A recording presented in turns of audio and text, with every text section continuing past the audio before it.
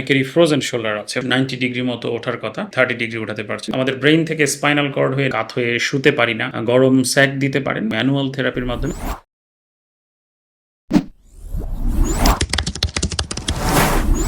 অনেকে আমাদের কাছে শোল্ডার পেইন বা কাঁধে ব্যথা নিয়ে আসে। এর মধ্যে যখন আমরা ইভ্যালুয়েট করতে যাই, যেটা দেখা যায় যে অনেকেরই ফ্রোজেন শোল্ডার আছে, মানে শোল্ডারটা এভাবে করে যখন আমি চেপে ধরছি, নর্মাল মানুষের 90 ডিগ্রি মতো ওঠার কথা, ওনার ক্ষেত্রে দেখা যাচ্ছে হয়তো উনি 30 ডিগ্রি উঠাতে পারছেন বা 60 ডিগ্রি উঠাতে পারছেন, মানে পুরোপুরি 90 ডিগ্রি উঠাতে পারছেন না। তো এই জায়গাটা অনেকটা ফ্রোজেন হয়ে গেছে। সো ফ্রোজেন হওয়াটা যদি আপনি চিন্তা করেন, আমরা অনেক সময় গরুর মাংস বা খাসির মাংস ফ্রিজে রাখি এবং এটা শক্ত হয়ে যায়। এখন এরপরে যখন আমরা আবার রান্না করার জন্য বের করি, এটা পানিতে চুবিয়ে রাখার পর ধীরে ধীরে জিনিসটা ছাড়ায়। আবার কেউ যদি খুব জোরে টানাটানি করে দ্রুত রান্না করার জন্য, তখন দেখা যায় যে কিছু ফাইবার ছিঁড়ে আসে। সো ফ্রোজেন শোল্ডারটা অনেকটা সেভাবে চিন্তা করতে পারেন যে আপনার জায়গাটা ফ্রোজেন হয়ে শক্ত হয়ে গেছে। এখন এটা যদি আমরা খুব জোরে টানা হেঁচড়া করি, তাহলে এর মধ্যে কিন্তু ফাইবার ছিঁড়ে আসতে পারে। আরো একটা ব্যাপার হচ্ছে, আমাদের ব্রেইন থেকে স্পাইনাল কর্ড হয়ে নার্ভের একটা বিগ বান্ডল এখান দিয়ে যায়, যে কারণে আমরা হাতের সব ধরনের নাড়াচাড়া করতে পারি। সেই ফ্রোজেন শোল্ডারটা আসলে বেশ ট্রিকি। অনেককে সাফারিংস ভুগছেন, দেখা যায় যে সেই একই পাশে আমরা কাত হয়ে শুতে পারি না, ব্যথা করে। অনেকে হয়তো গেঞ্জি পরতে যাচ্ছেন, শার্ট পরতে যাচ্ছেন, সমস্যা হচ্ছে। কারো কারো ক্ষেত্রে চুল আঁচড়াতে গিয়ে প্রবলেম হচ্ছে সিভিয়ারিটি ভেদে। সো এই ফ্রোজেন শোল্ডারের জন্য আসলে কি করবেন? সো এটা আসলে ট্রিকি, আর আসলে কুইক কোনো সমাধান নেই।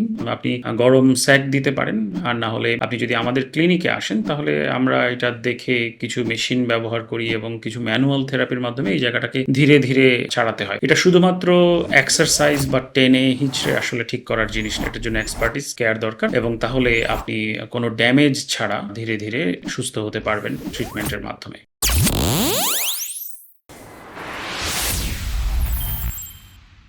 Back in motion.